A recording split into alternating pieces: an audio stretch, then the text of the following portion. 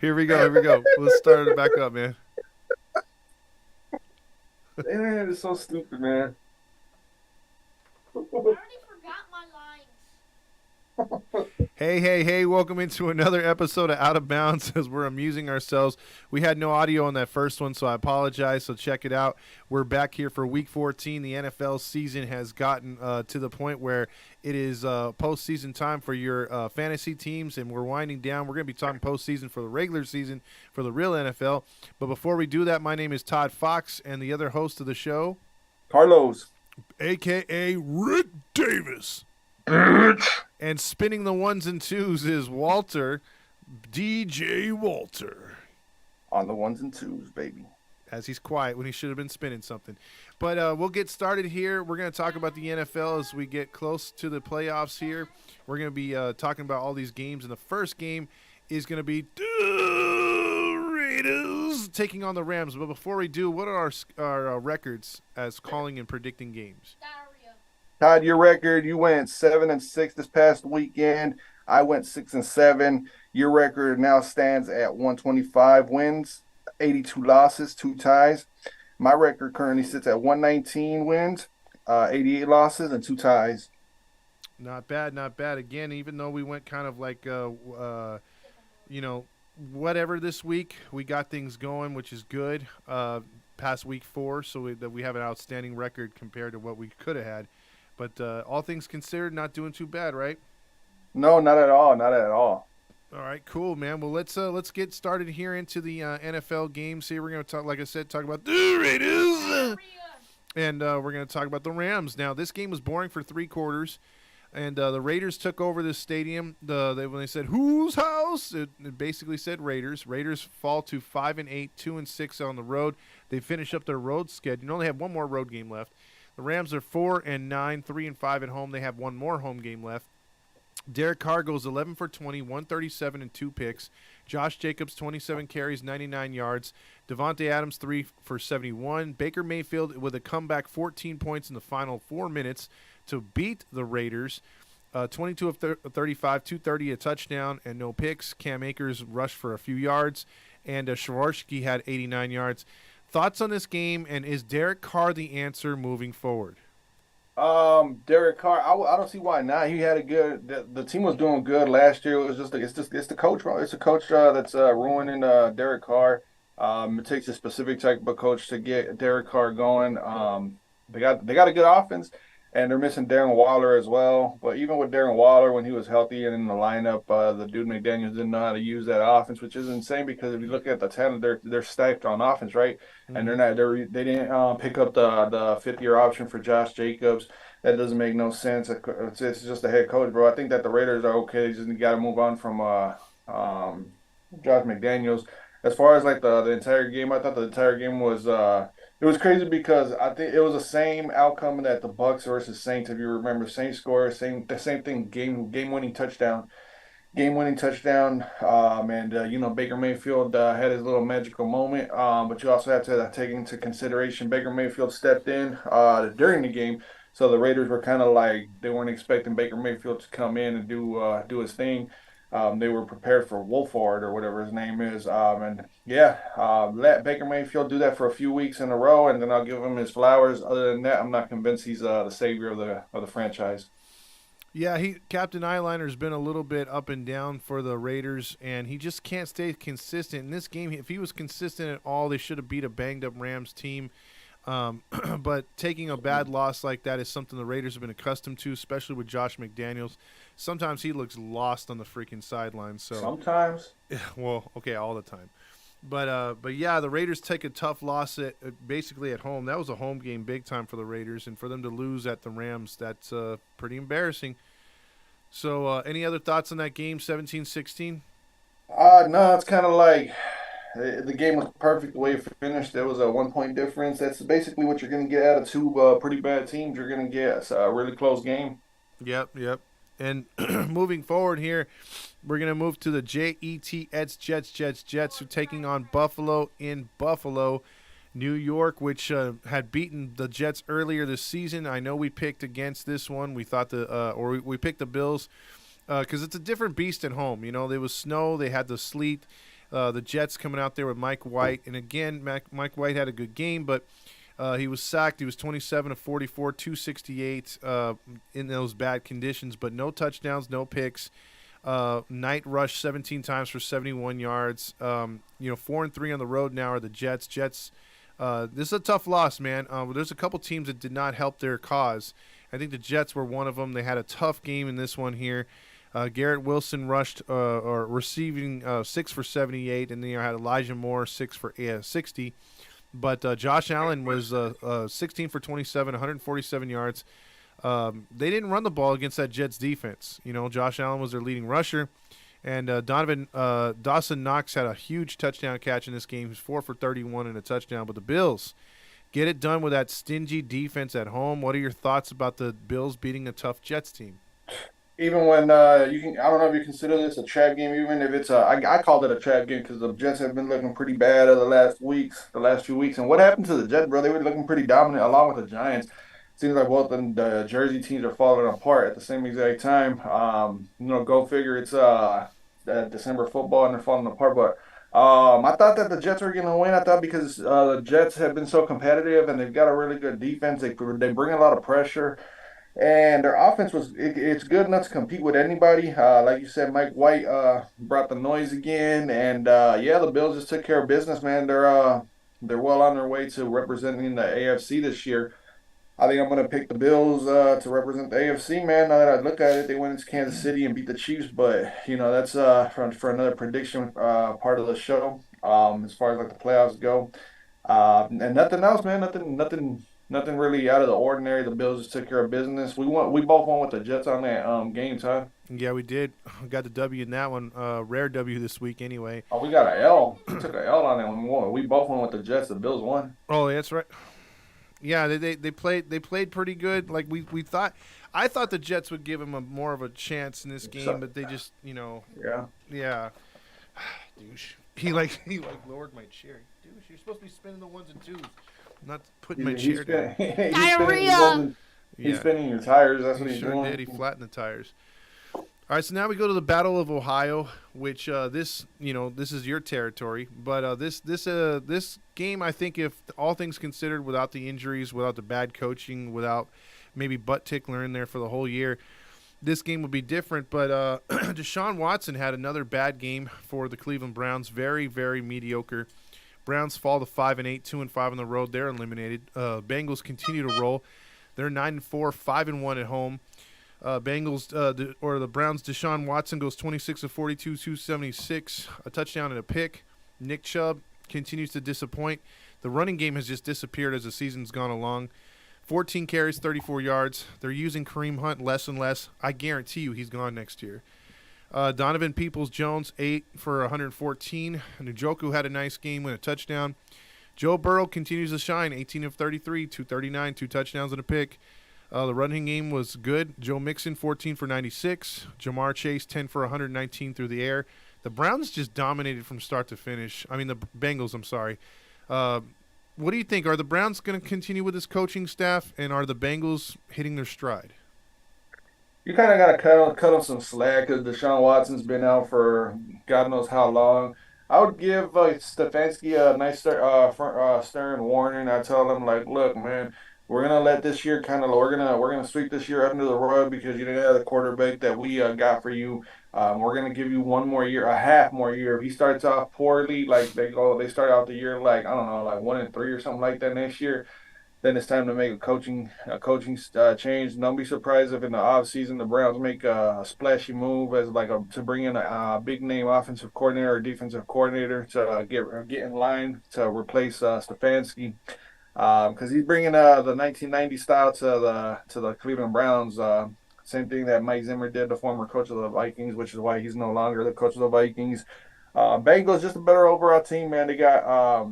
I seen that on the injury report within the last few days that Tyler Boyd and T. Higgins are both questionable for this upcoming game, whoever they're playing this upcoming week. So we're going to see how they go forward, but I still trust Joe Burrow a lot more than Deshaun Watson at this point in time. And it is what it is, man. The Bengals are just they're looking like they're going to meet up with the Buffalo Bills in the playoffs in the AFC Championship game.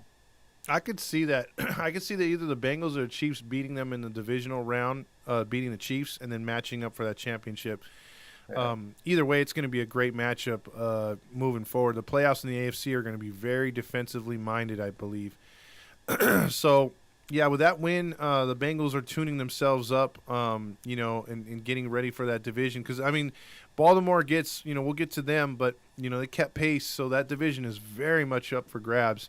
That's going to come down to the final week. So, very, very good game there for the Cincinnati Bengals. We're going to move on to a surprising game, which was and we've been talking about all season. Hats off to the bearded Santa right there, Lovie Smith, 1-11-1, but that team is not playing like that. They're playing really good football, and they're staying in a lot of these games with limited talent on the field. It's just good coaching for the Texans. They're 1-6 on the road. You say, how can you praise a team 1-11? Well, they took Dallas to the very brink. Dallas is 10-3, 7-1 just at home. Say what you will about the Cowboys. A lot of people don't really trust them. I'm one of them, but they are a solid team, and the Texans stuck with it. And Davis Mills had a nice game, 16 for 21, 175. He threw a pick. Damian Pierce, 22 of 78. Chris Moore, 10 catches, 124 yards. He's emerging as a star for Houston. Dak Prescott, 24 of 39, a touchdown and 2 terrible picks. Ezekiel Elliott and Pollard, when they rush for a combined 100 yards, this team has a big-time winning record, and they did it in this game. Dalton Schultz led him with 6 for 87. My question to you, bro, do you buy the Cowboys? Is this just them looking around the Houston Texans? Until proven differently, until proven otherwise when it counts. No, I'm not sold on the Dallas Cowboys. We've seen this movie before, and until, like I said, proven otherwise, I don't care who they bring in, T.Y. Hilton, I don't care. They were looking for Odell Beckham to come in. That didn't work out. It just goes to show you that they're desperate. They messed up by not keeping Amari Cooper, and thinking that CeeDee Lamb was going to be their number one guy. What has CeeDee Lamb done this year, you know? Yeah, that's true. And what about their defense here? Are you buying the defense and everything? Man, they had their they got their moment. They got their little streak of turning. I guess how they say turning up. When they finished up the game when they lost against Green Bay, and then they turned around and they blew us out in Minnesota. And then they basically just went on a rampage and just destroyed every team in front of them. But they did it at the They didn't do it at the worst possible time. But they like that type of play that they had. They should have had that ready for the playoffs. Like they should have gone into the playoffs with a mediocre defense, and then out of nowhere just absolutely destroy. Nobody would have seen it coming. Now everybody knows how good the Dallas defense really is, and everybody's starting to like look at you like their flaws, and they're starting to attack little pieces here and there. And Houston might have exposed them. Well, did you see the play where Houston they got an interception from Dak real quick in the fourth quarter? There was about maybe 3 minutes left at the time, 4 minutes left. They picked off Dak with the lead, and they were up 23-20. They were on the Cowboy 3-yard line. It was 4th and goal. And Steve Leaves was telling me they should kick a field goal to force Dallas to score a touchdown. I said, you know what? I think if for a 1-10 team, going for the touchdown in the jugular is the right call. But the play was garbage. It was a quarterback run. They didn't have a quick play because Dallas blitzed them. But had they scored right there, that would have sent a message. They would have went up 10, but they didn't. And Dak took them all the way down the field. Was that the right call, or would you have kicked a field goal right there? I think I would have kicked the field goal. Okay. What would you have done? I was, if Houston had it, like, say, for instance, a chance at the playoffs, I would have kicked a field goal. If, the record that they had, I think I was good with them going for the touchdown. I just didn't like the play. That's why their record, they only have one win in mid-December. And think about that, one win in mid-December. That's true. That speaks for itself right there. But hey, they said they hung tight and they really wanted that game. So maybe this is definitely not their year. We'll see how their draft turns out, especially with the trade for Deshaun Watson. I want to see how the Texans improve in the offseason.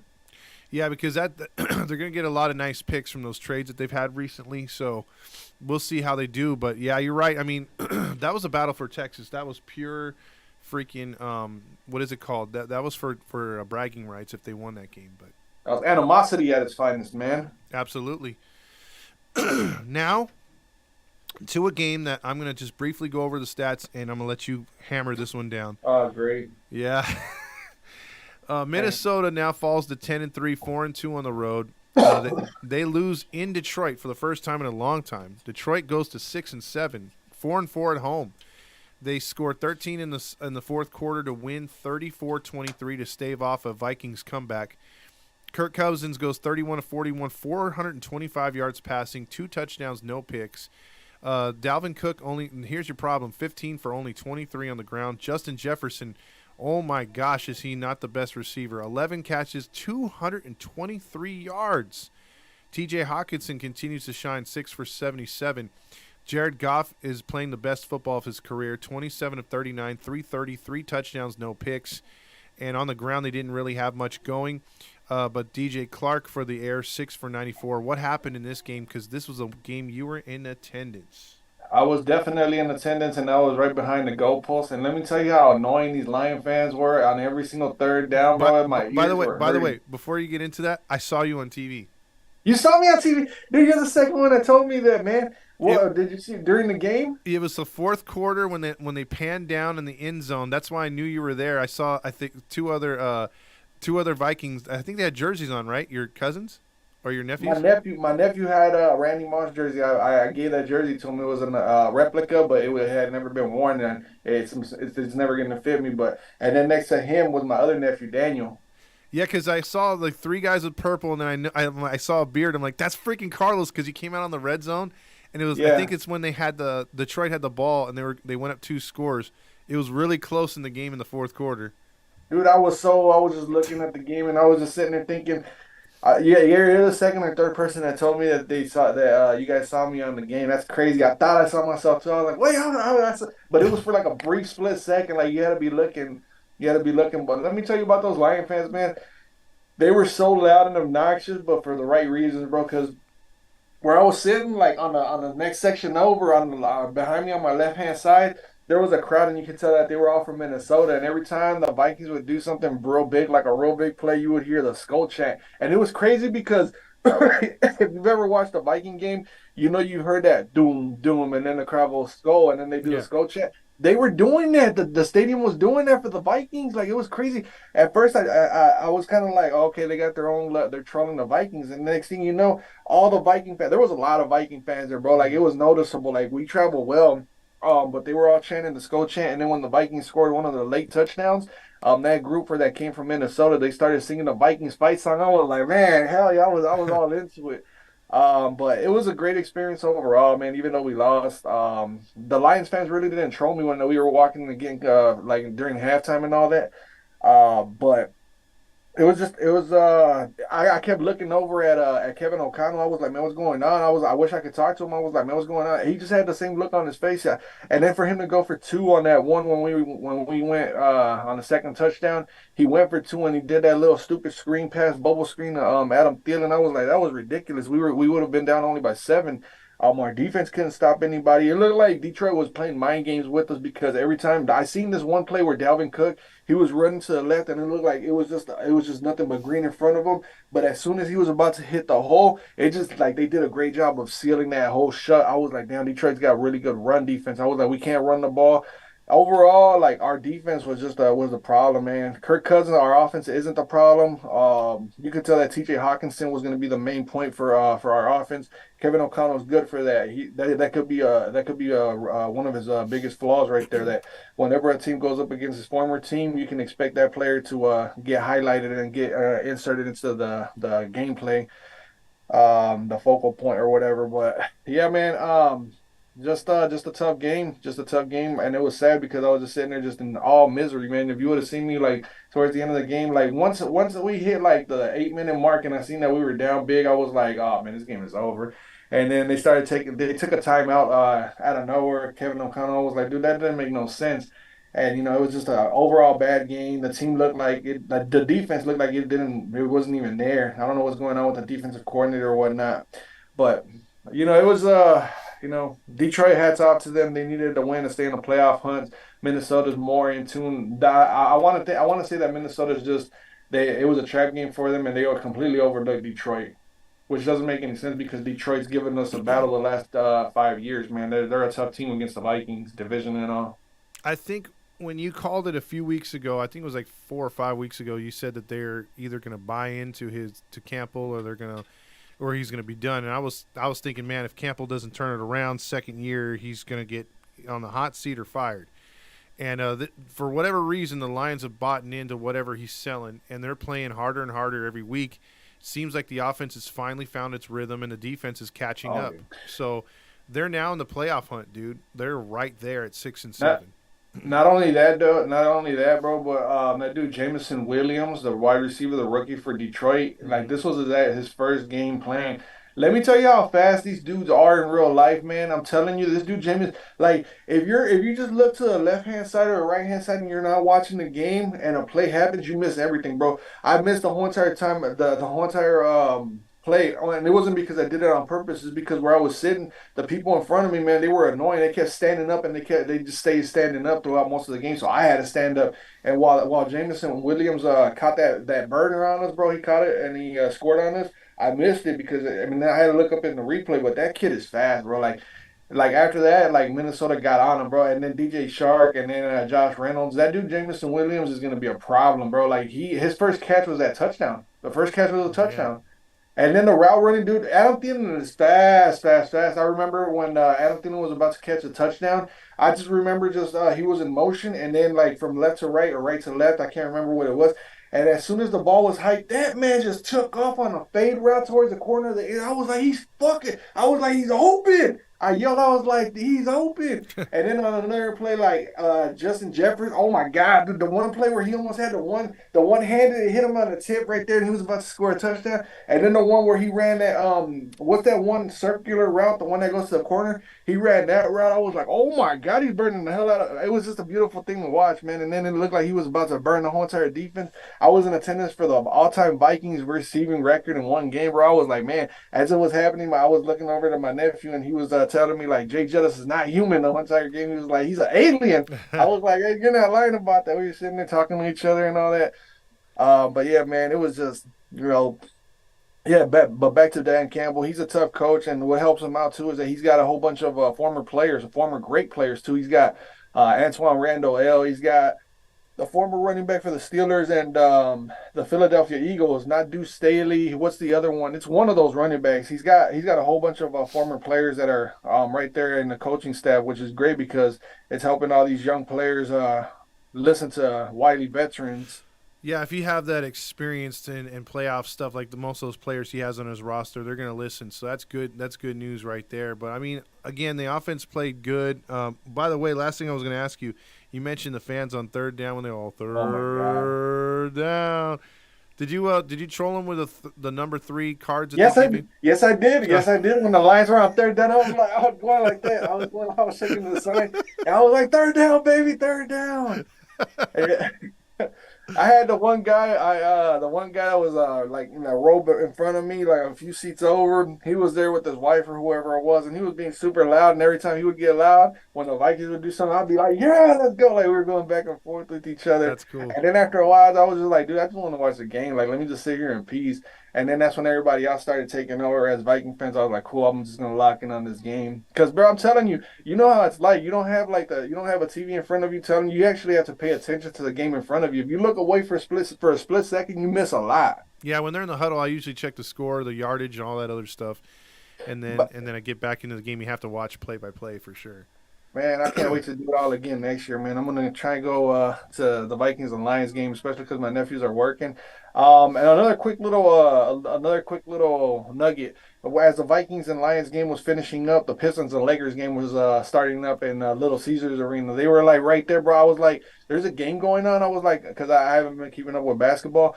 And I just started seeing a bunch of Lakers fans. There were so many Laker fans that were going to that game, bro. Like I was just looking and like it was a 15-minute walk from Ford Field to where we parked.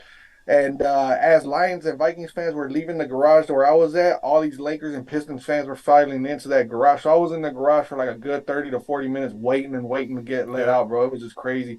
Downtown Detroit traffic is crazy. You should know living in a big city. It was hectic, bro. I was not giving anybody chances when I was leaving. I was like, nope, if I give you a chance, I'm giving all 30 of you a chance. So no can do. That's what you got to do, man. You got to fight to get out of there because it will take time to leave big arenas like that. Yeah, man. So yeah. That was a fun time. Enjoyed, Bob. Well, at least you guys had a good time, so that's all that matters. My one nephew Daniel, he's I guess a hardcore Lion fan. His TikTok was full of "We're gonna clap the Vikings cheeks," and I was like, "Oh, this guy right here." Yeah. Like he's all about the Lions. I'm like, well, you can't call him a bandwagon fan because they're under 500 and they're playing good right now. But he's definitely not a Fairweather fan. That's for sure. I mean, anyone that picks the Lions, I don't hate on them. Jacksonville Jaguars. We're gonna move to them. 5-8, 2-5 on the road. They played the Tennessee Titans 7-6. This was supposed to be a cakewalk game. It's supposed to be a tune-up game, but the Titans have Ryan Tannehill, and that's a problem. Trevor Lawrence had a really good game, 30 of 42, 368. They do this. The Jaguars sometimes come out and play a flawless game, and then you got to try to catch up, and if you can't, their defense is decent enough to hold you in check, and they can get a win on you. They surprise teams every now and then, but they just don't do this consistently. He had 3 touchdowns, no picks. They didn't really run the ball at all. But Evan Ingram had 11 catches for 162 and 2 touchdowns. He lit up the Titans secondary. And then if you're asking Ryan Tannehill to bring you back in a game, it's not going to happen. He's not that type of quarterback. He's 25 of 38, 254, 2 touchdowns and a pick. Derrick Henry, 17 and 121 and a touchdown. Austin Hooper, 5 for 68. The Titans lose. The touchdown Titans lose by 14 at home, 36-22. Is this a precursor to the playoffs maybe? Yeah, man, it's the Titans, bro. It's the Titans just being the Titans. They don't have enough to spark anything up, man. I mean, Derrick Henry had a massive game. He had over 100 yards. I remember looking up at the. I was definitely doing a good job of that. I was keeping track of like the scores and all that while the Vikings. That's another reason why I missed a few plays during while I was in attendance. I was looking at the stats and Derrick Henry. I was like, damn, he's having a big game. And then they would show score. I was like, how are they getting blown out by the Jaguars? I was like, holy crap. And then they would just like quickly move on to the next stat because I didn't even know that they were at home, the Titans. I was like, that doesn't make any sense. But like you said, the Jacksonville Jaguars come out and they play really good. Look what they did against the Baltimore Ravens, and then they come out and then they get beat the following week by the Lions, and then they come out and then they beat the division leading Titans. I don't know, man. That team is just crazy. The Jacksonville Jaguars, but they're on the right path. They're not like the Houston Texans where they're just gonna be garbage the whole year with a little bit of fight in them. But it's good to see that the Jacksonville Jaguars are future team, a team for the future. Tennessee Titans, not really. I'm not really. I was never ever bought on the Tennessee Titans because Ryan Tannehill, and then when they let go of AJ Brown, it was just a big no right there. Because now who do they have? Yeah, it's a trip. It really is a trip. They're a team that I'm interested to see what they do next year. Because they have a lot of needs that they have to fill, but can they freaking get everything together? Is Trevor Lawrence going to make the progression into year 3? We have to see. So it's just a good win for the Jaguars building their franchise for later. So, but a terrible loss for the Titans. I think the Titans might get to a point where they just say, "Hey, we have to blow this shit up." So for next year, Would it be smart for the Tennessee Titans? You guys in the chat, James and Sonia, and anybody else out there, and you too, Todd. Do you guys all think that Tennessee should try and trade Derrick Henry away before his value starts decreasing because of all the miles that they put on him? Do you think they should try and trade him for a franchise quarterback or a few draft picks, or what would you do? I would. Let's just say the team we're going to talk about next, Philadelphia, can swing it. Obviously, they're all in for a Super Bowl run, but let's just say next year they can shift some more draft capital and maybe a player or two to Tennessee. Imagine having Derrick Henry along with Jalen Hurts. They do have a lot of draft picks, and they don't need a quarterback. They don't need a wide receiver. They don't need a cornerback. They don't need a safety. What do they need? They got a good offensive line. Honestly, they could ship out a few running backs and a first round pick for Derrick Henry. Like, why wouldn't Tennessee go for it? And Yeah, then they get a because first round pick. Sanders is a decent running back, but he's nothing special. You put Henry back there with an offensive line that's already right now. They Pro Football Weekly rated them the number 1 offensive line in football. So you put him with that offensive line and that quarterback. You're like when he does the run pass option. How the hell are you going to stop that?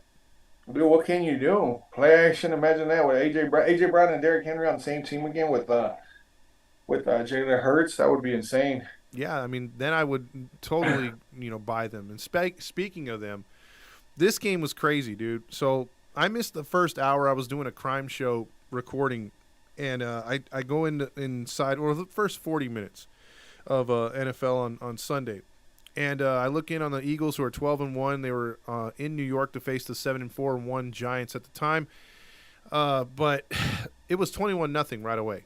Yeah. Jalen Hurts 21-31, 217, two touchdowns, no picks. Miles Sanders 144 yards. A.J. Brown 70 yards. Daniel Jones, again, he's just like Tannehill. I'll ask you, is he the answer for New York? Because he's another quarterback, in my opinion. If he's given the task of having to come back, it's just not going to happen. 18 to 27 and a touchdown. Tyrod Taylor came in later in the game. He would come in the fourth quarter, go 5 for 5, throw a touchdown, and he actually came in on 2 rushes for 40 yards to lead the team. So Barkley didn't do nothing. They were down. They could not run the ball. Richie James, 7 for 61. Giants get pounded at home, 48-22. Yeah, to answer, you're asking the question, is Daniel Jones the answer, like the future for the Giants? Mm-hmm. No, not at all, man. He's shown bits and pieces here and there, but honestly, I mean, do you sign him? And if you sign him, what kind of contract is he gonna ask for? He's not gonna ask for like a Patrick Mahomes type of contract. And then didn't want to get away from the comments because I asked for them. Let me see. James said if the Titans are desperate enough, then yeah, they'll trade Derrick Henry. Tennessee needs to trade up for a quarterback on the draft somehow. Yeah, they need to do that. And like you said, the Eagles getting Derrick Henry, that makes perfect sense, especially with the draft capital that they've got. I agree with you, James. They need a quarterback, but they got Malik Willis. Remember, let's not forget about Malik Willis. But they But then haven't let him again, throw the football. He's like more of like a running back. yeah, they got to give him a chance though. They got to draft another quarterback and have those two quarterbacks along with Tannehill battle to see who's the better quarterback in the preseason next year. But Daniel Jones, no, I just don't know, man. Like, it's too much of a risk, It's too much of a risk to sign him to a long-term deal. I think they should just let him go, and then they should, if he does better for another team, kudos to them for making him the best player he can be.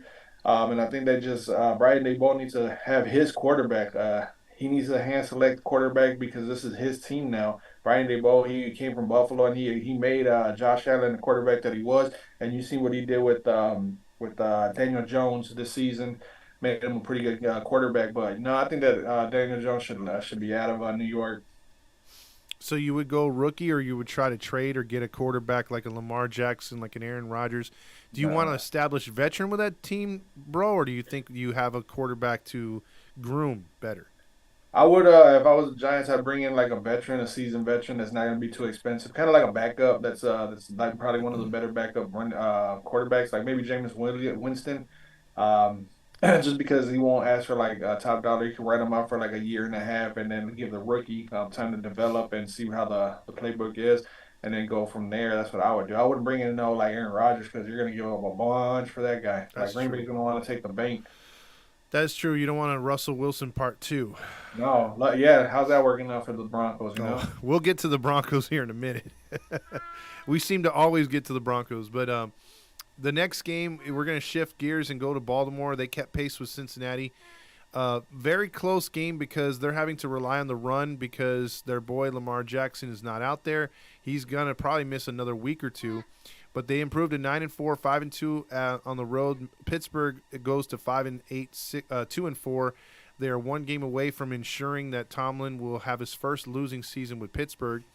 Tyler Huntley went 8 for 12. Anthony Brown came in because Huntley got hurt.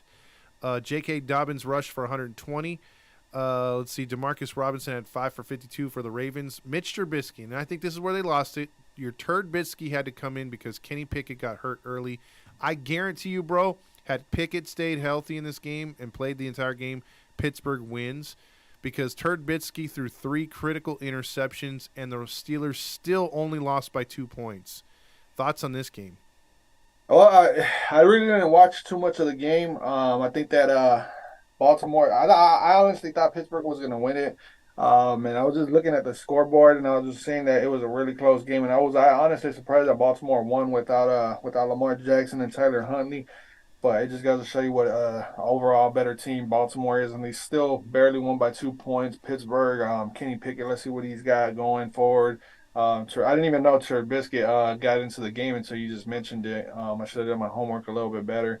But right now, I would have to say Baltimore is the better team only because they've got honestly, what do they have better? They got a better defense, I want to say, but even that's a coin flip because Pittsburgh's defense is pretty good. So yeah, 2 point difference is perfect, a perfect outcome for this game.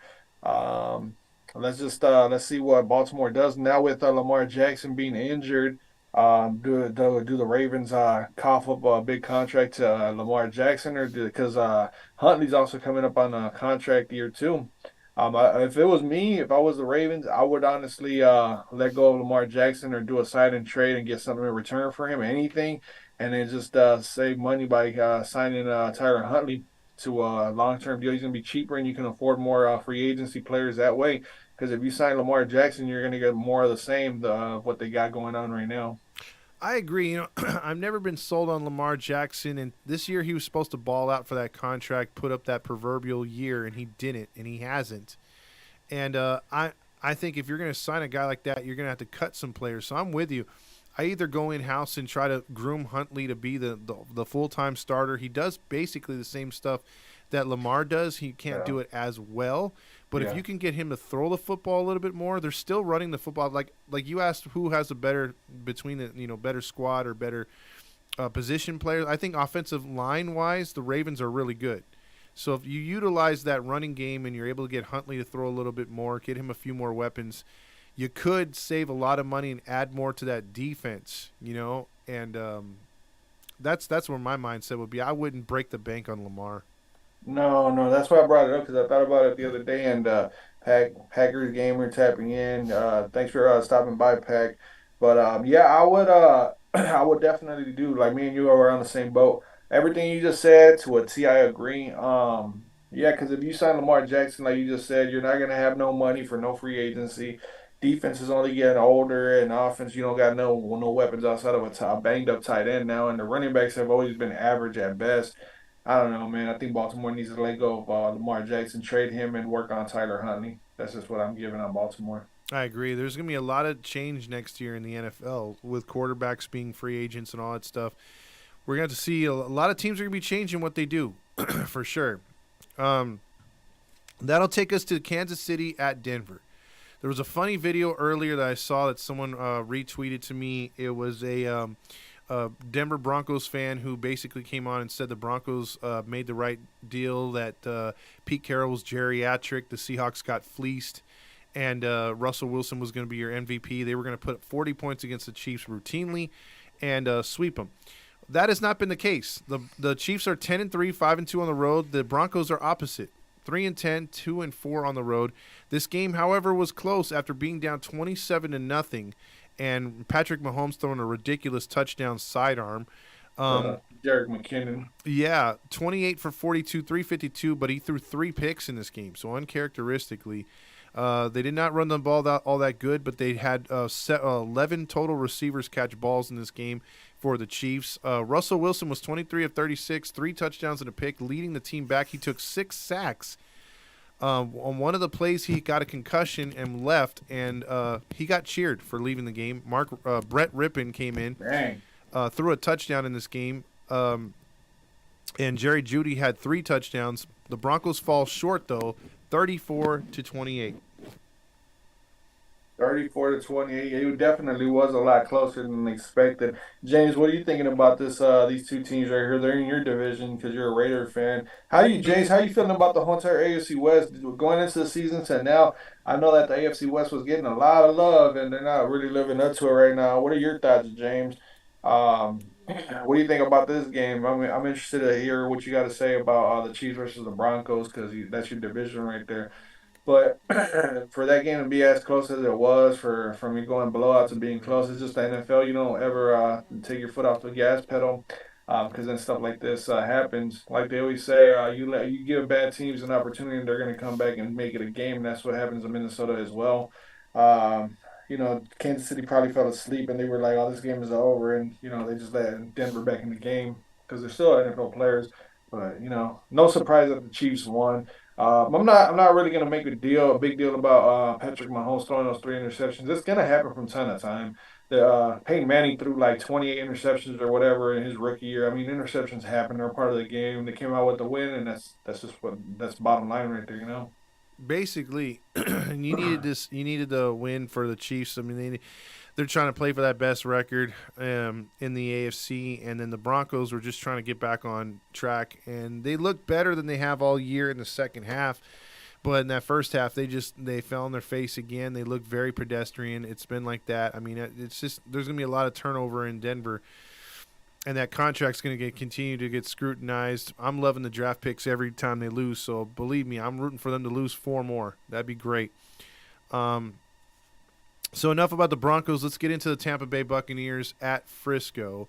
Tampa Bay falls to 6-7, but don't worry, they're in first place. The 49ers are 9-4, 6-1 now at home. And again, if they get home field or they can figure out to get a playoff game at home or two, that's going to be a difficult task for anybody to get a win up there. I hate to say it, but the Niner fans do a good job up there when the team is winning of keeping that home field advantage in their favor. This game was supposed to be a lot closer. Tom Brady went 34 of 55, 253, a touchdown, and 2 picks. The running game was non-existent.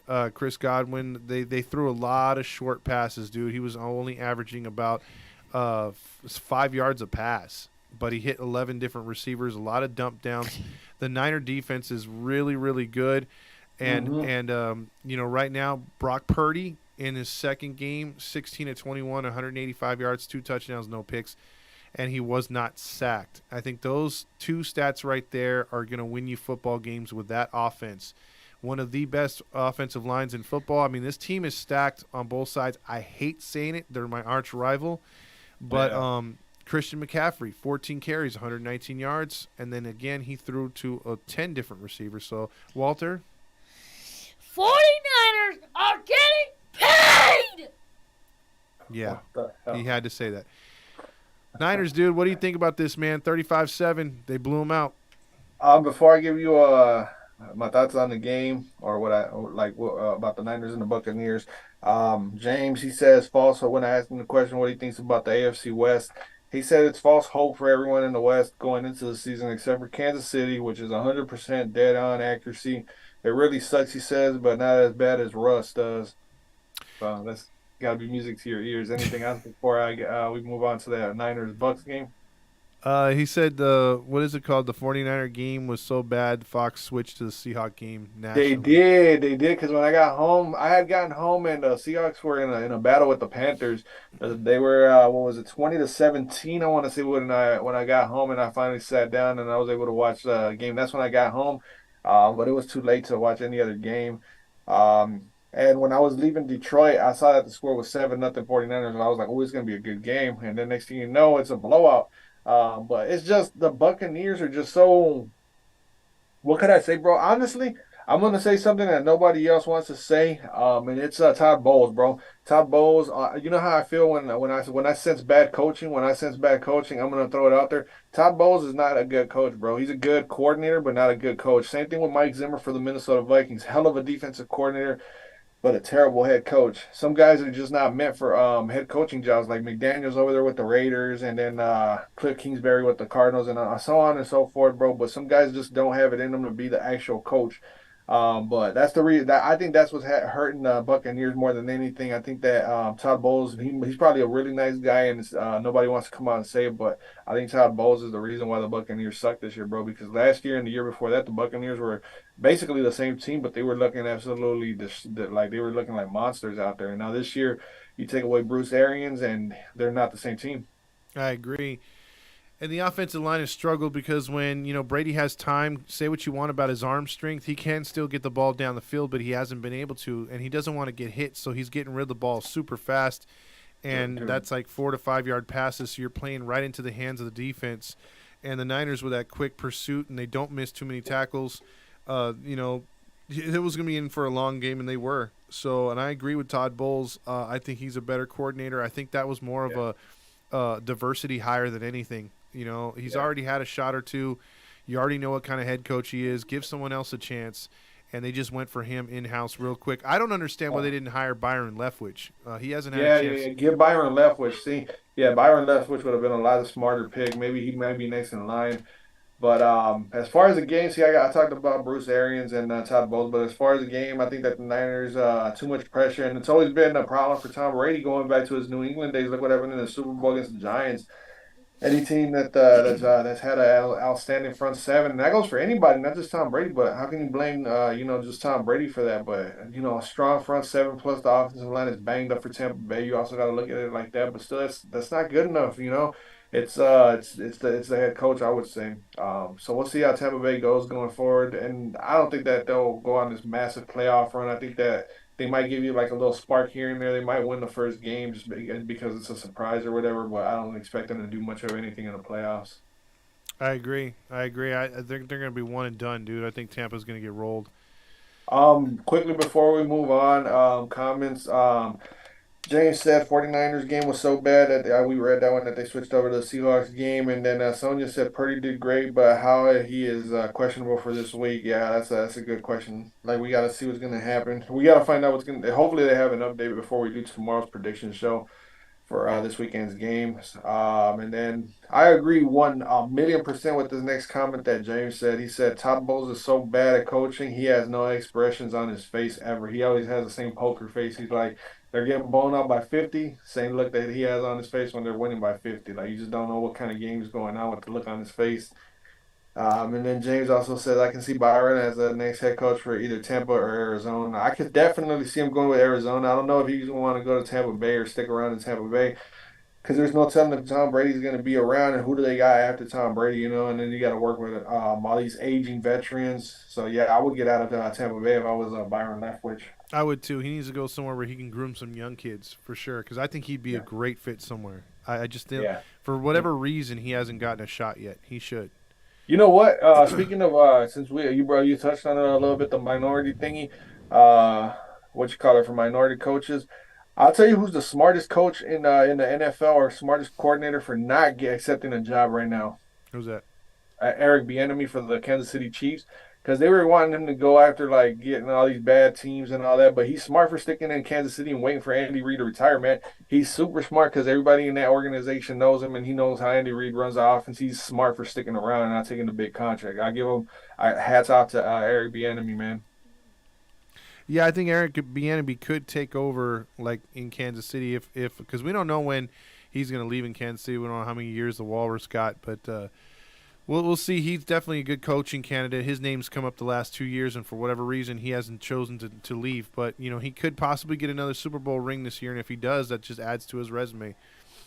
So we're gonna move on to the next game, and this game frustrated the shit out of me. So you had a bad week, I had a bad week.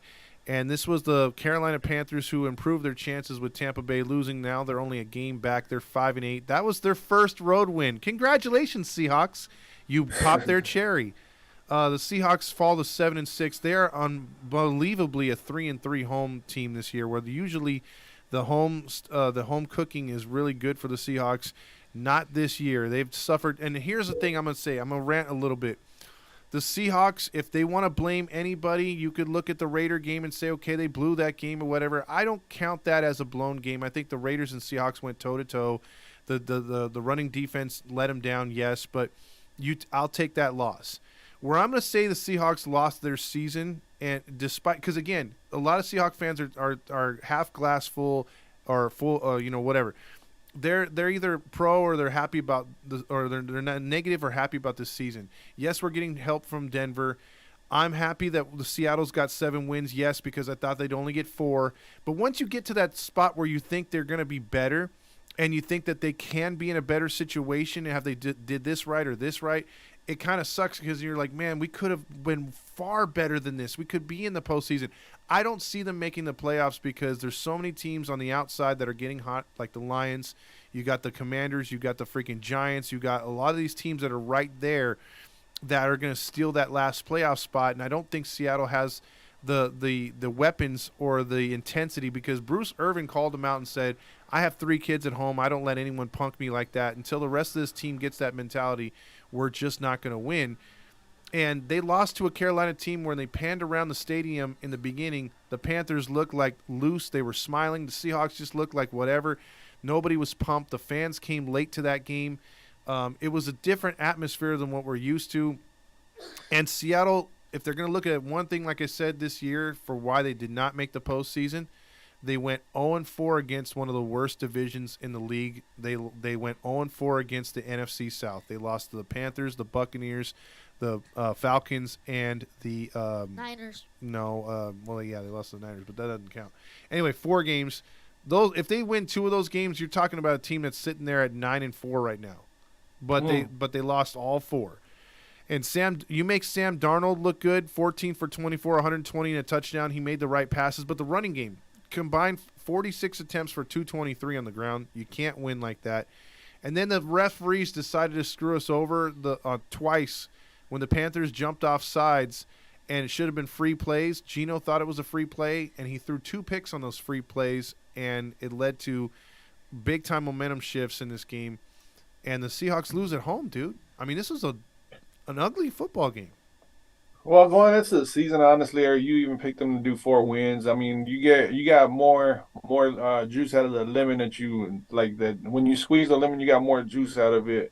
Going into the season, everybody was picking the Seahawks to be basement feeders in the NFC West. So I mean, I wouldn't feel too bad if I were you, like even losing to the worst division in the NFC or in the NFL altogether. But yeah, you got to look at it like this, man. You guys were expected to not be all that good, but you guys are still in the playoff hunt. And if you guys win like what 2 or 3 more games, you guys can probably be in the playoffs. So I mean, you're gonna have good bumps and bruises. You guys don't have like a team like you have in the past, like a Legion of Boom type Seahawks, Marshawn Lynch back there. You guys were also missing your running backs too, like your top 2 or 3 running backs were out. We haven't run the ball in the last 4 weeks at all.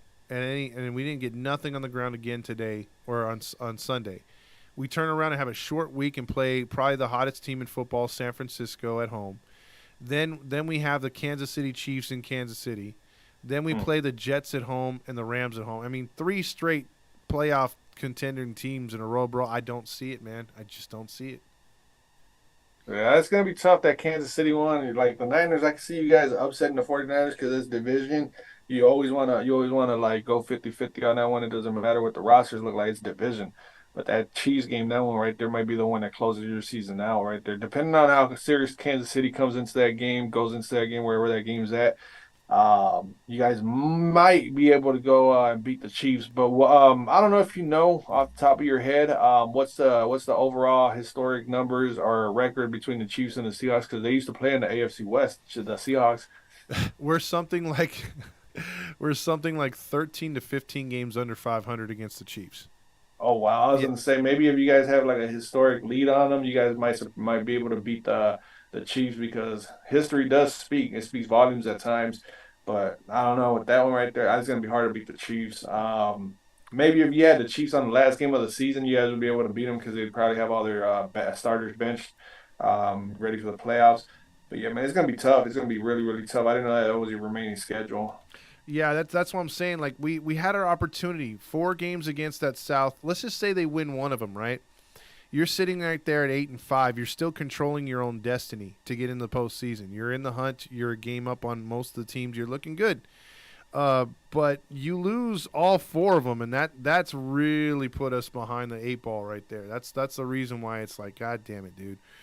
Yeah. Oh, actually, huh? Oh, actually, real quick, the Kansas City Chiefs lead the series 33-19, so 14 games up on the Seahawks. It's just there was a time where Seattle had lost 13 straight in Kansas City. So, yeah, I remember. I remember giving you years and years ago. I remember talking about the Seahawks who left the AFC West because they were garbage in the AFC West or something like that. I would always troll you on that, but you know. It was the truth, man. Huh? It was the truth. The only team we dominated in that division, to be honest, was the Chargers. We kind of were 500 against the Raiders, below 500 against Denver, and really bad against the Chiefs. Well, let's see what happens, man. Going forward, you guys might be able to surprise them, but that's slim pickings right there. Yep. Well, let's move on to a pretty good Sunday night game, which was flexed in. The Miami Dolphins fall to 8-5, 3-4 on the road. The road has been a little bit of their problem. The Chargers, 3-3 at home. They haven't been really all that great. They're 7-6, but Tua had probably one of the worst games of his season.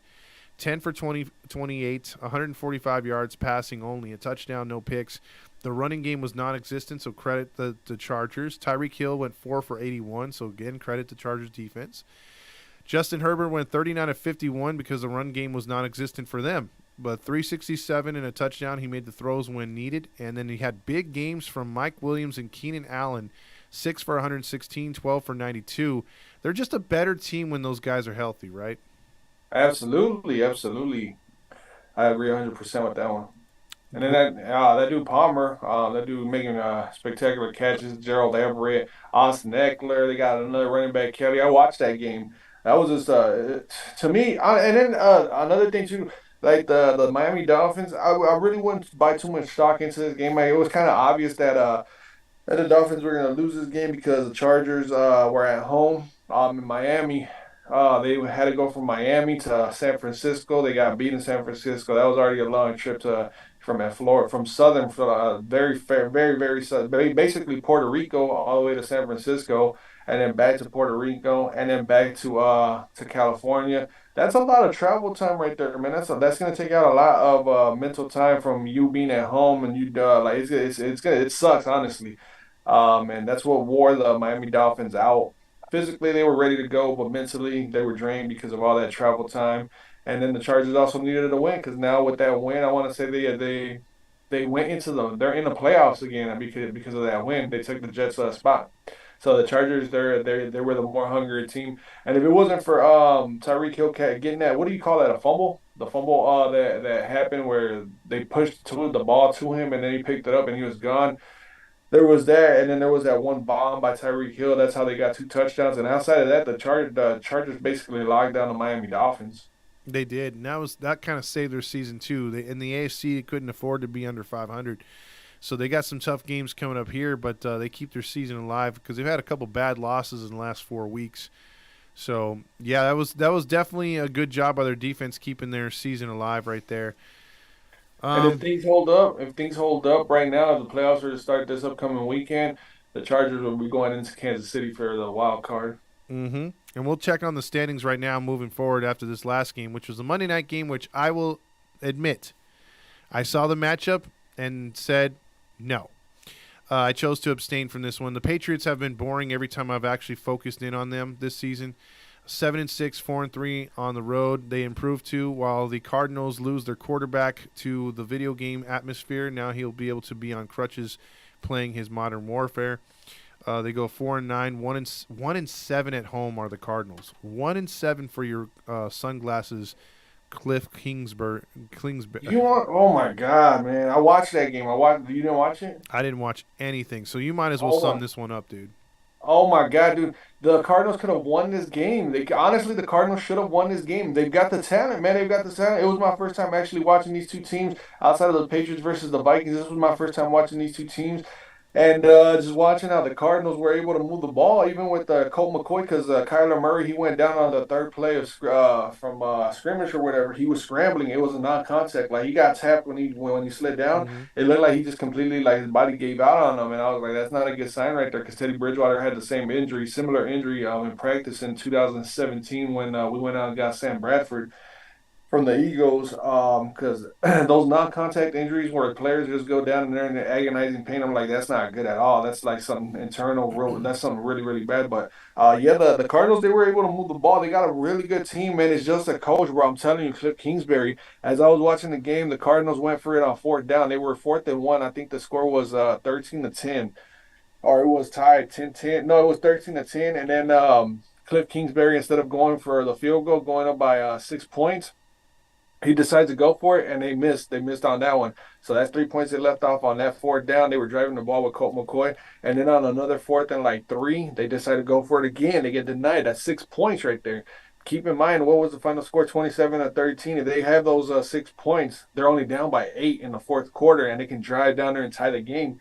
New England got lucky that they had Cliff Kingsbury, because they didn't run the ball they ran the ball when they weren't supposed to, and they passed the ball when they weren't supposed to. Like, DeAndre Hopkins didn't have a good game. But yeah, man, I think that Cliff Kingsbury, he has to go, bro. There's no way anybody can defend that dude, Cliff Kingsbury, in my eyes, man.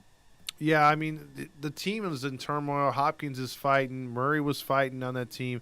they've had all kinds of blow-ups. They've lost some defensive players, and again, they have J.J. Watt. And when he's healthy, teams lose. So he's better off being hurt, and teams play better without him in the lineup. So I don't like the Cardinals as an organization. I think it's time for them to blow that shit up. But they gave that stupid contract to Murray, so they're kind of screwed. And Kingsbury too. Yeah, and Kingsbury too. So They're yeah, stuck. they're in for some trouble, bro. And Uh, and now that he tears his ACL this late in the season, he ain't gonna be ready for the start of the season next year. So what do you do at quarterback? No, man, that's gonna be interesting if they draft a quarterback in like the mid rounds or something like that. But even then, what if that guy ends up playing really, really good? Now you're in a real stinker because now you got Kyler Murray that's coming off the injury, and then you got this rookie quarterback that's playing really good. Like you're in a mess no matter how you go about it. James, I didn't want to ignore your comment because I know I seen your comment. It says you said that Dolphins stayed in between in UCLA between those games in California. I had no idea about that. Thanks for correcting me on that one. So it wasn't the travel, but Tyreek Hill. Oh, and another thing about that last game that we were talking about, Tyreek Hill was also injured too. Like he may not play this upcoming weekend, and if they do, they're forcing him, and they're gonna mess his whole entire season up. But yeah, I want to give a quick shout out to McBride, the tight end for the Cardinals. It's crazy because I went into this game thinking the same exact way that you did, but I actually watched it. And what happens when you have two good teams playing against each other? You get a good game. When you have two bad teams playing, you're going to get a good game. So I was like, okay, I'm going to hang my hat on that one. And it was a pretty good game until Arizona decided to go for it on those two fourth downs, bro. It was those two plays. Cardinals get, I don't know. That was just that was so bad right there because New England was not threatening in any way, bro. They were not like blasting the Cardinals with any like big huge plays or anything like that. It was the Cardinals self-destructing. They got a talent. They got the talent, bro. I'm telling you, they got a talented team. They just don't have the brains. True. They seem young and stupid. That's what I think they are. And their veterans are very selfish. The ones they have. Why? So I'm just saying they can have Wentz too. She's just trying to offload Carson Wentz to anybody, all the Cardinals. Oh yeah. She don't like Wentz. I agree because she's a woke fan, but I agree. I like their quarterback. And they had the week off. So we'll see what happens with them here, and we're gonna get into the standings real quick. The Buffalo Bills are 10-3. They own the tiebreaker over Kansas City. Kansas City is also 10-3. Baltimore is 9-4, division leader. Tennessee is 7-6. Baltimore holds the tiebreaker over the Cincinnati Bengals. The Miami Dolphins are 8-5, holding on to that sixth spot. The Patriots got the last playoff spot. They own a tiebreaker over the Jets and the Chargers. Wow. So you have Jets getting swept by them. If the Jets go back, and look at and miss the playoffs, they're going to look at those two losses to the Patriots, and that's going to. If the Jets miss the playoffs by one game, they're not going to look at the losses to the Patriots. You know what they're going to look at?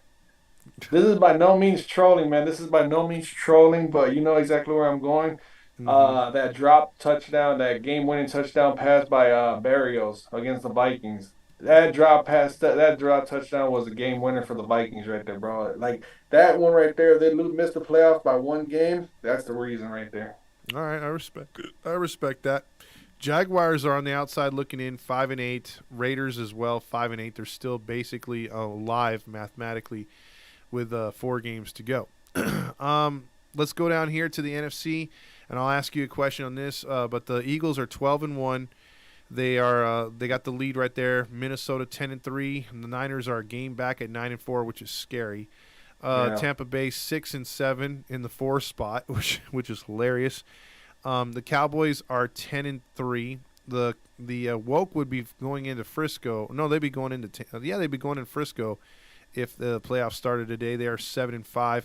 The Giants, because of that tie, those two teams that have the tie are ahead of the Seahawks, which sucks because that loss again to Carolina hurts. The Seahawks would be a half game ahead of both teams. Instead, they're a half game out. It's 7-6. They're on the outside looking in. And looky, Detroit's only a game back of Seattle and about a game and a half back of the Giants. And the Packers are still mathematically alive along with the Panthers and the Falcons at 5-8. So buy or sell, dude. Is the NFC stronger than the AFC, or is it vice versa? And do you buy the Eagles meeting up with whoever comes out of the AFC? Ah man, right now I would until proven otherwise. Yeah, I'm going with Philadelphia as the best team in the NFC. They can run. They can run, they can pass, they can do anything you can think of. They can run the RPO, they can do play action, they can do anything you can possibly think of. But Minnesota, that's my team, and I gotta give a little insight on them.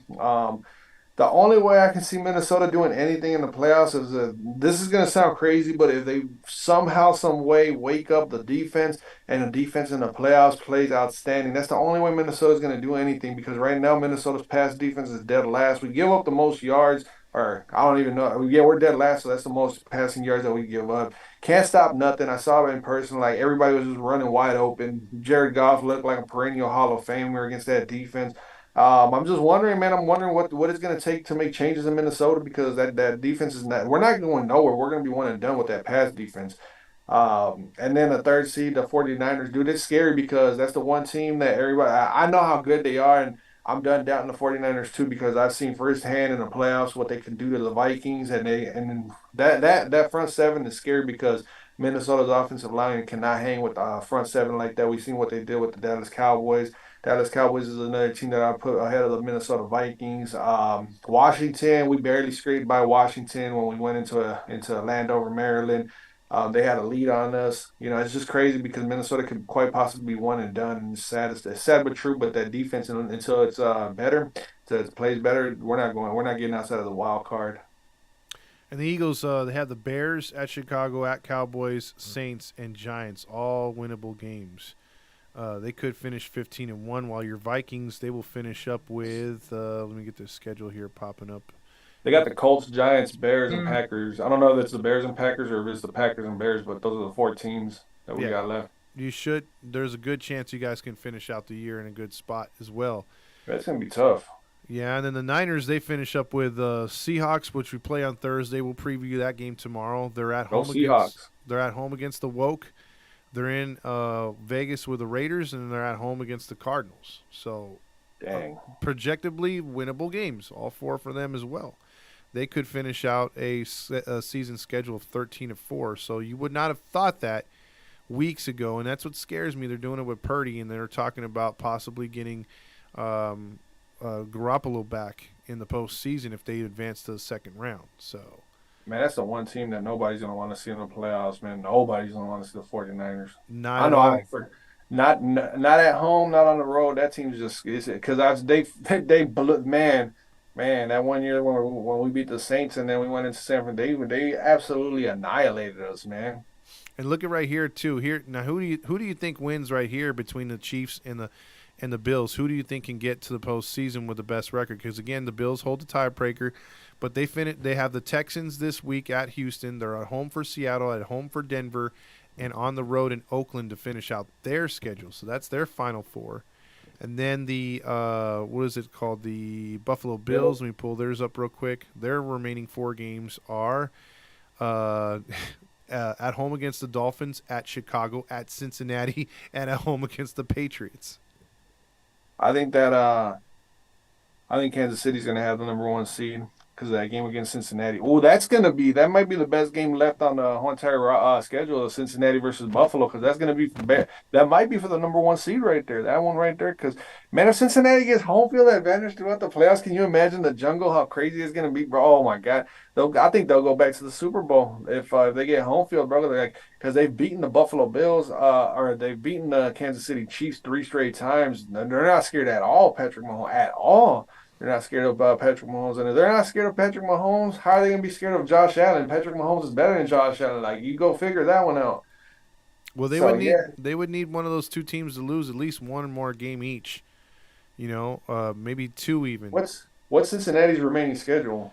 They're at Tampa Bay, they're at New England, they're at home for Buffalo, and they're at home for Baltimore. That's going to be for the division right there.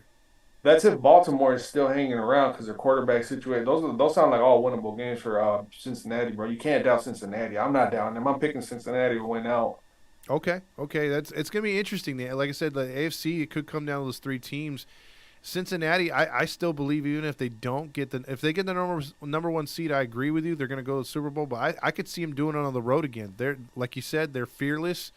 That team is just well coached. I like that team a lot. Zach Taylor, the head coach, he was on the hot seat too before they went on their playoff run. Yeah, they've won. last year. They've won basically after starting 0-2. They've won something like, let's see, 5 out of 6, 6 out of 7. Yeah, they've won like 9 out of 11 games since they started 0-2. So not And bad. that's a team that gets the job done. That's the team that just gets it done. Yep, very very much so. That's what I'm going. I'm going the Eagles versus the Bengals in the Super Bowl, bro. That's my honest opinion right there. The way I'm feeling right now, prisoner of the moment, I'm going Cincinnati versus Philadelphia. We'll see in a week why my opinions change. In the chat, who do you guys got making it to the Super Bowl? All right, we'll get those last comments on here. And while they're whoever comments, if anybody comments, who are you picking to go to the Super Bowl? I have to go with Josh Allen, but barely. If I could see the Bengals going. I just don't buy the Chiefs. But if nobody can stop this run pass option, I gotta stop hating on the Eagles. I think the Eagles get to the Super Bowl, and it'll be Philadelphia, either Cincinnati or Philadelphia, Buffalo. Who if it's not Buffalo and Philadelphia, what would be the second picks for both conferences that you would pick? Niners Chiefs rematch. Niners, Chiefs. Yeah. Sonia, she just said Eagles most likely from the NFC. What about the AFC, Sonia? Niners, Chiefs. I would have to go Minnesota after Philadelphia because I think Minnesota could get the Cowboys in the rematch because it was a Tony Pollard experience the first time around. That would be a fun game to watch, though. I'm telling you, it would not be the Minnesota, same Dallas. blowout. Yeah, it would not. With the playoffs on the line, I would love to see Kirk Cousins finally, rise to the Yeah, man. occasion and Dak Yeah. fall on his face again.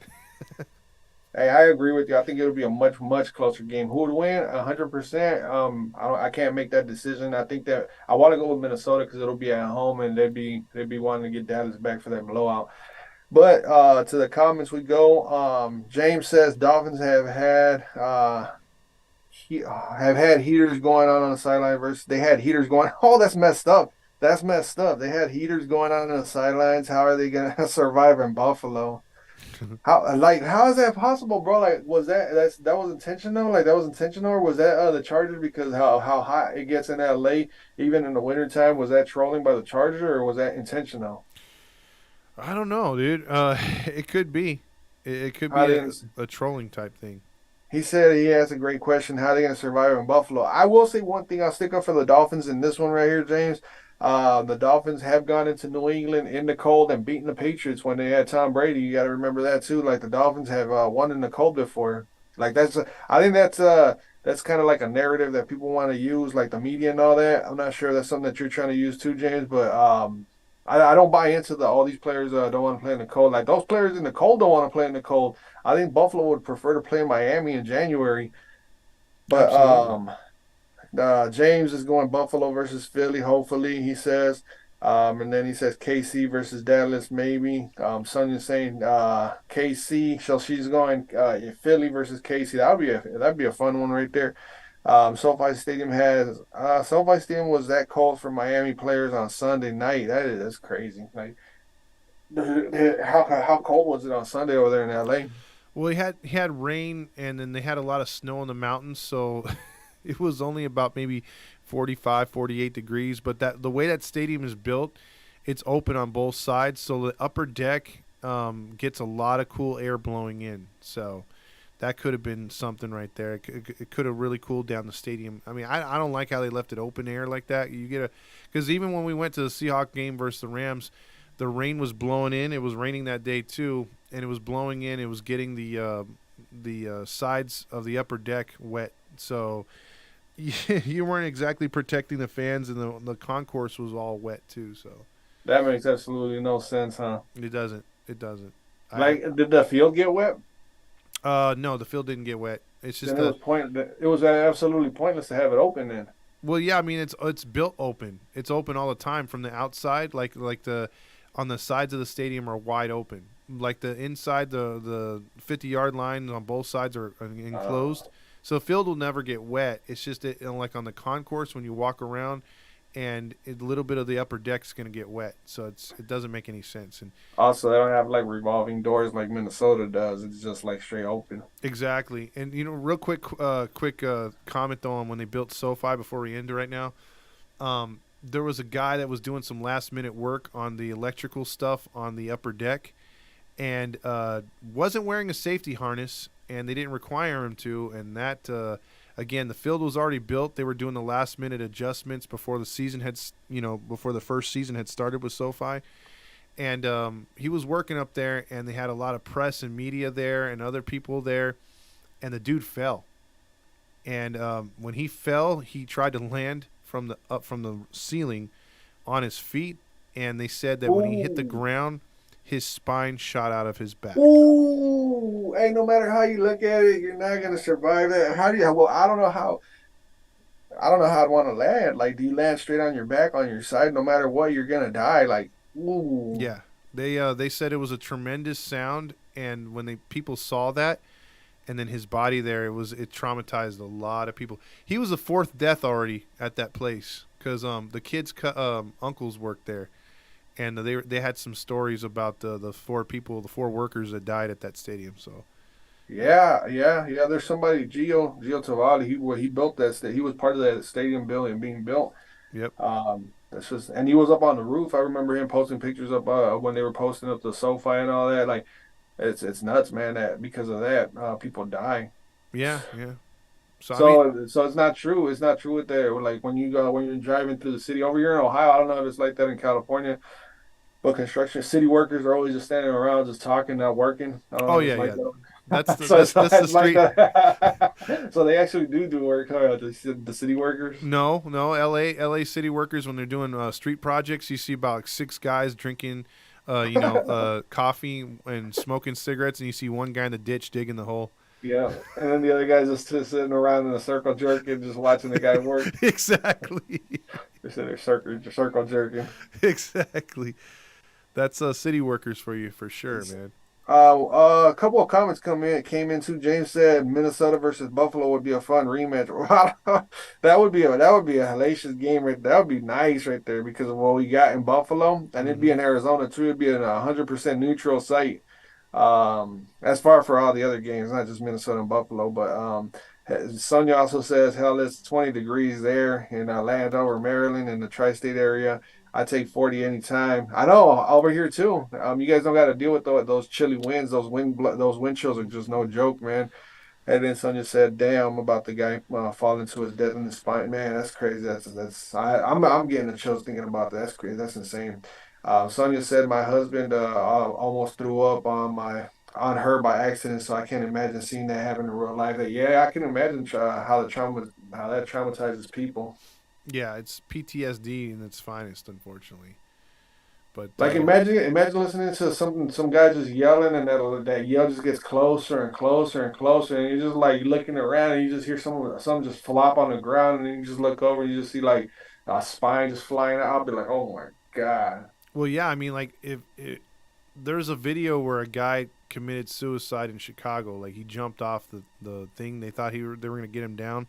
They had a fire truck crane up there trying to they had a guy up there, and he was working his way up to the dude, and the dude just jumped. And then when he jumped, you could see the cop that was like holding people back. He literally just turns around, like he turns around and doesn't even want to look. The camera, follows the dude falling. But when it's not what happens to the body; it's the sound that it makes. It's you don't think a body can make that sound on concrete, and it just does. And it's a loud noise that you just don't want to hear. And then the cops couldn't even look. Like he just looked back at the crowd and was just like, "Hey, get back, get back." Like You can't ever get rid of that sound or that visual in your life ever. yeah, it's And then terrible. when you're eating food, I'm pretty sure when you hear something similar, you're like, all right, I'm done eating. Yeah, yeah, brings back memories.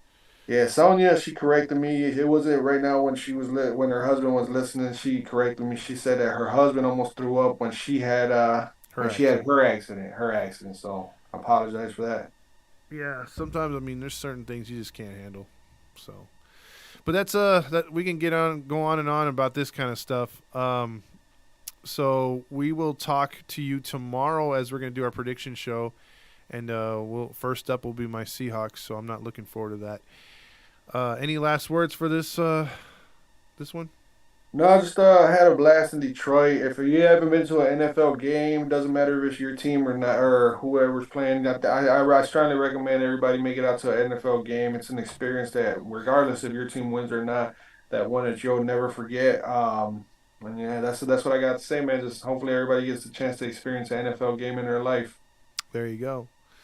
All right, so for Todd Fox and my other host of the show, Carlos, Rick Davis, bitch.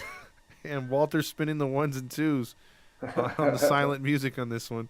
Diarrhea. The ghost tracks. The ghost tracks. He just chipped in with diarrhea. So, all right. Most of these games were all diarrhea, but the 49er game. Oh, God. Now he's jumped on the Niner bandwagon. All right, guys. Have a good one. We'll see you tomorrow. Peace. Diarrhea. Jeez. Diarrhea.